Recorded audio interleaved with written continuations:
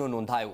છેતરપિંડી અને atrocity act મુજબ ગુનો દાખલ। પાલ વિસ્તારમાં કરોડોની જમીન પચાવી પાડવાનો આરોપ લગાવવામાં આવ્યો છે। સુપ્રીમ કોર્ટના આદેશ બાદ 5 ઠગબાજો સામે ગુનો દાખલ થયો છે।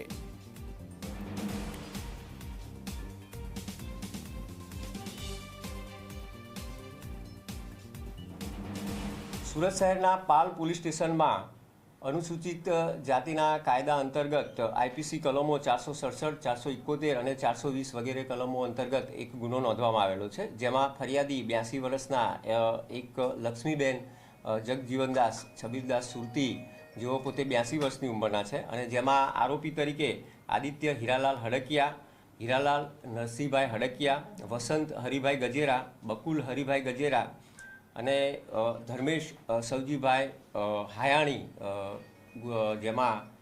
જેમની વિરુદ્ધ ગુનો નોંધવામાં આવેલો છે। માસ્ક કોપી મામલે શિક્ષણ મંત્રી કુબેર ડિંડોરનું નિવેદન સામે આવ્યું છે।